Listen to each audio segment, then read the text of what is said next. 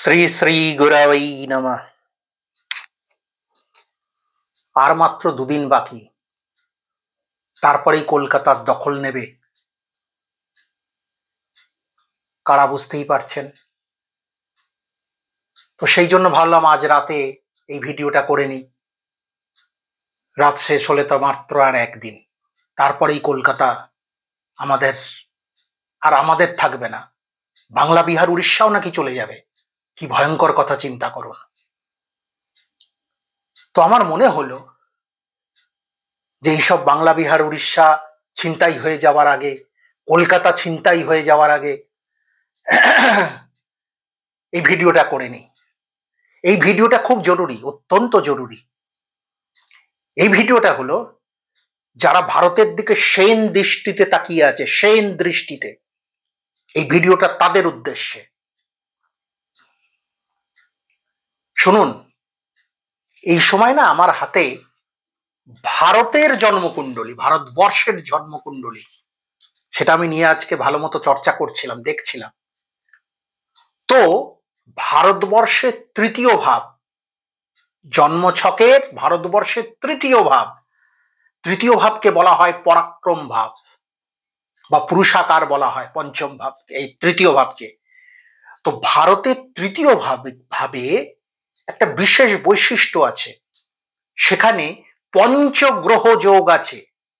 ভারতের তৃতীয় ভাব বা পরাক্রম ভাবে 5টি গ্রহের একসাথে সমাবেশ ঘটেছে, যা একটা যুগান্তকারী ঘটনা।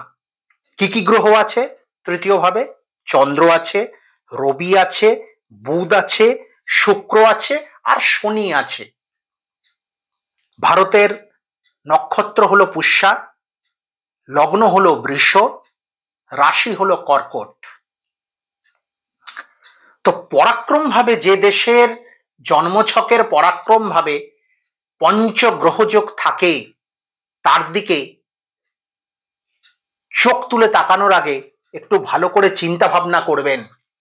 যারা এইসব কলকাতা দখল করে নেবেন, বাংলা, বিহার, উড়িষ্যা দখল করে নেবেন, তাদের উদ্দেশ্যে বলছি।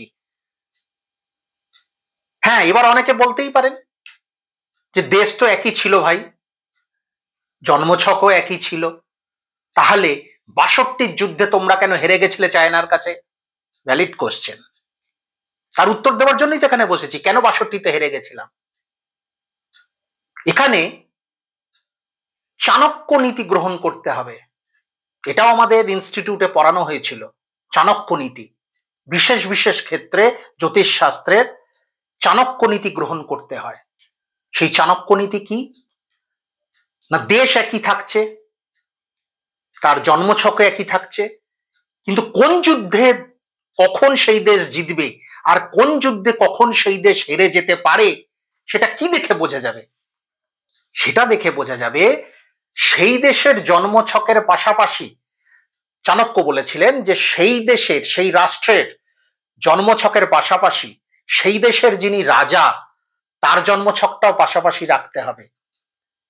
এবং বর্তমান যুগের যে শব্দটা, বিখ্যাত একটা শব্দ আছে কম্প্যাটিবিলিটি, তো সেটাই চাণক্য বোঝাতে চেয়েছিলেন যে দেখে নিতে হবে যে সেই রাজার সাথে সেই দেশের কম্প্যাটিবিলিটি আছে কিনা।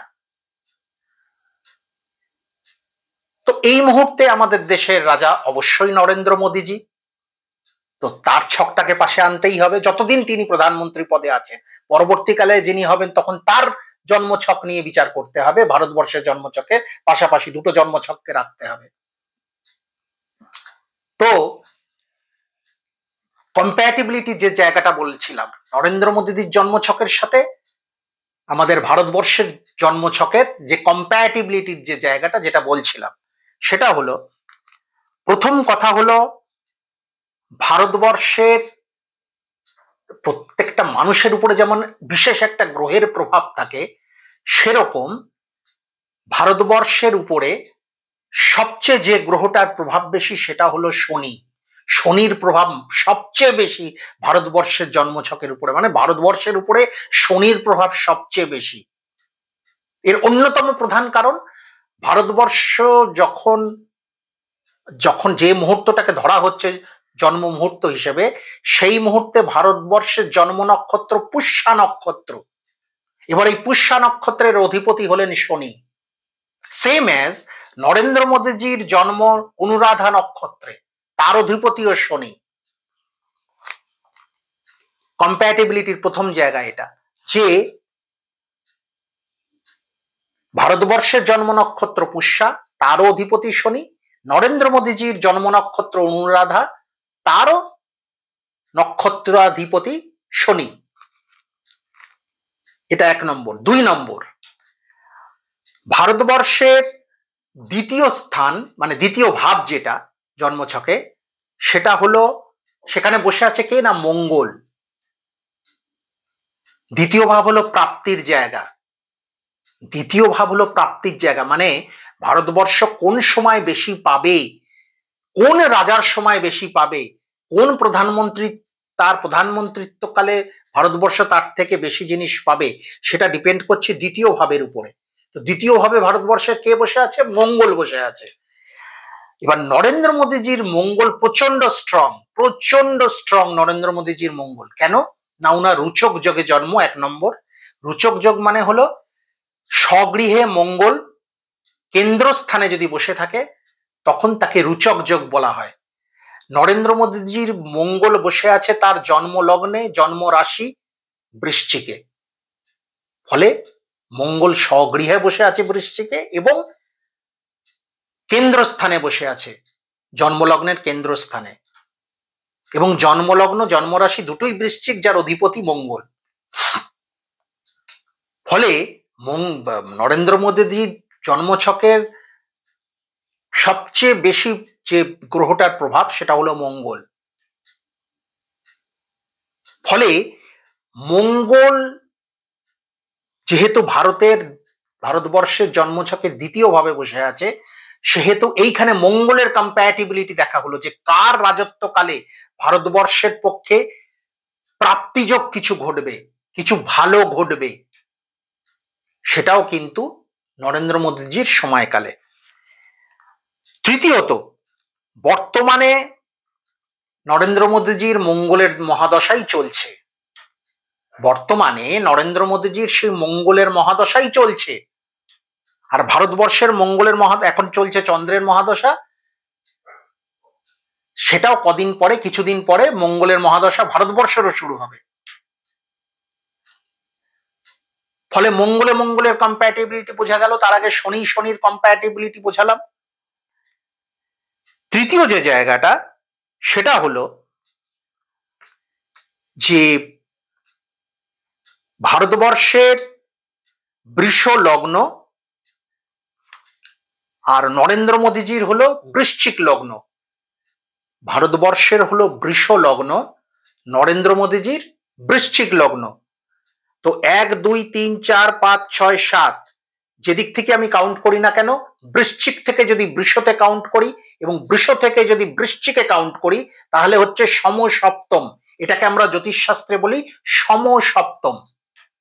তার মানে ভারতবর্ষের লগ্ন তাকিয়ে আছে মোদীজির লগ্নের দিকে, মোদীজির লগ্ন তাকিয়ে আছে ভারতবর্ষের লগ্নের দিকে। এটাকে সমসপ্তম যোগ বলা হয়, যেটা অত্যন্ত শুভ। এই সমসপ্তম দৃষ্টি, এটাকে অত্যন্ত শুভ বলা হয়। এবং এটা কম্প্যাটিবিলিটির এটা হলো তৃতীয় অধ্যায়। তো সেই চাণক্য নীতিকে আবার আমি টানছি সামনে, যে সেই জন্য এই মুহূর্তে 62 সালে কে প্রধানমন্ত্রী ছিলেন, তার জন্মছক কি ছিল, তার জন্মছকে মঙ্গল আর শনির কি অবস্থান ছিল আমরা তো দেখছি না। সেটাও দেখে একদিন নিশ্চয়ই আমি বার করব। 62 সালে কেন ইন্ডিয়া হেরে গেছিল সেটার উত্তর নিশ্চয়ই পাওয়া যাবে যদি সেই মুহূর্তে তৎকালীন প্রধানমন্ত্রী জওহরলাল নেহেরুর জন্মছকের সাথে সেই মুহূর্তে যা ভারতবর্ষের যে মহাদশা চলছিল তার যদি পুঙ্খানুপুঙ্খভাবে বিচার বিশ্লেষণ করা হয়, তাহলে নিশ্চয়ই কিছু বেরোবে সেখান থেকে। আমি নিশ্চয়ই সেদিন একদিন নিশ্চয়ই সেই প্রোগ্রামটা আমি করব। কিন্তু আজকে যে প্রোগ্রামটা করেছি আমার বর্তমান সময়টা দরকার, কেননা এই মুহূর্তেই বাংলা বিহার উড়িষ্যা ছিনতাই হয়ে যাচ্ছে, এই মুহূর্তেই কলকাতা লুটেরারা নিয়ে চলে যাচ্ছে, কলকাতা জবরদখল হয়ে যাচ্ছে। ফলে আমার তো এই মুহূর্তের দরকার, 62 সাল আমার দরকার নয়। ফলে আমাকে এই মুহূর্তের চর্চাটাই করতে হবে। তো পরিশেষে একটাই কথা বলবো, ভারতবর্ষে কি বললাম, পরাক্রম ভাবে পঞ্চগ্রহ যোগ আছে। আর এই মুহূর্তে ভারতবর্ষের যিনি রাজা, তার সাথে ভারতবর্ষের কম্প্যাটিবিলিটি দুর্দান্ত। ফলে এই মুহূর্তে যদি চায়নাও ভারতকে আক্রমণ করে, আমি কোনো অন্য দেশের কথা বলছি না, চায়নার মতো শক্তিধর দেশ যদি ভারতবর্ষকে আক্রমণ করে, তাহলে বলে রাখছি, শুনে রাখুন, চায়নাও কিন্তু ওই এক নীতি আসবে, হামসে জো টকরায়েগা চুর চুর হো যায়েগা। মিলিয়ে নেবেন কথাটা। সেখানে সব লাফালাফি, পাগলের প্রলাপ, এসব কানে নেবার কিছু দরকার নেই, এত প্রায়োরিটি দেবার কিছু নেই পাগলের প্রলাপকে। তবে হ্যাঁ, আর একটা কথাও এর সাথে আমি বলছি, সেটাও আজকে আমি এখানে ফোরকাস্ট করে যাচ্ছি। সেটা হলো, এটা মিলিয়ে নেবেন, ভারতবর্ষের যে জন্মছক তার ষষ্ঠ স্থান মানে শত্রু স্থানে বসে আছে বৃহস্পতি। এবার ষষ্ঠ স্থানে বৃহস্পতি বসে থাকার কারণ মানে যে ইয়েটা হবে, ফলাফল যেটা হবে সেটা হলো ধর্মীয়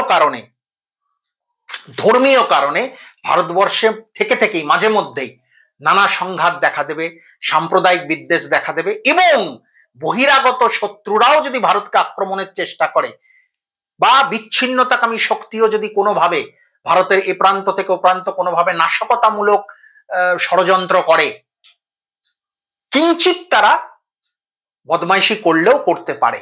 তার কারণ ভারতবর্ষের জন্মছকে ষষ্ঠে বৃহস্পতি বসে আছে, মানে নাশকতা যে কাজগুলো হতে পারে সেগুলো কিন্তু মূলে দেখবেন ওই ধর্মই থাকবে। কিন্তু ধর্মকে বেস করে কিছু বিধর্মী মানুষ, ধর্মকে বেস করে কিছু কাফের মানুষ, ধর্মকে বেস করে কিছু মৌলবাদী মানুষজন, তারা দেখবেন ধর্মকে বেস করে তারা ভারতবর্ষের ক্ষতি করার চেষ্টা করছে, নাশকতা করার চেষ্টা করবে। এটা কিন্তু ঘটতেই পারে। ফলে এর থেকে আমাদের সতর্ক থাকতে হবে, ভারতবাসীদের সতর্ক থাকতে হবে, ভারত সরকারকে এদিকে সদা সতর্ক দৃষ্টি রাখতে হবে, কারণ এটা কিন্তু ঘটতে পারে। এটা বিচ্ছিন্নতাকামী শক্তি যারা, মৌলবাদী শক্তি যারা, তারা এই নাশকতার কাজগুলো ঘটাতে পারেন, তার কিন্তু সম্ভাবনা আছে। ফলে আমাদের দেশকে, দেশবাসীকে সদা সতর্ক থাকতে হবে এই বিষয়ে। কিন্তু তা বলে কলকাতা দখল বা বাংলা, বিহার, উড়িষ্যা চলে যাবে, এটা হতে পারে না। ঠিক আছে, যাই হোক, আমি অবাক হয়ে যাচ্ছি যে আমার বাংলাদেশেও আমার মুসলিম কিছু ভাই বোন আমার আছেন, বন্ধু আছেন, তারা পর্যন্ত বাক্যালাপ বন্ধ করে দিয়েছেন। আমি জানি না তারা কেমন আছেন। সনাতনী হিন্দুরা তো ভালো নেই, সেটা তো আমরা জানতেই পাচ্ছি, কিন্তু যাদের বিবেকবান মুসলমান যারা, কারণ আমার বন্ধু তালিকায় যে কজন মুসলমান ভাই বন্ধু আছেন, বোন আছেন, তারা অত্যন্ত বিবেকবান, আমি জানি তারা কেমন আছেন, তাদের চিন্তায় আমি দুশ্চিন্তাগ্রস্ত। তো যাই হোক, ভগবান সবার মঙ্গল করুন, সবাই সুস্থ থাকুন, সুন্দর থাকুন, আর পাগলের প্রলাপ বকা বন্ধ করুন। ঠিক আছে, পাগলের প্রলাপ বকা বন্ধ করুন। আপনি আপনার দেশে সুস্থ থাকুন, আমরা আমাদের দেশে সুস্থ থাকি, সুস্থতার বাতাবরণ তৈরি করে রাখুন। গুরু কৃপাহি কেবলম।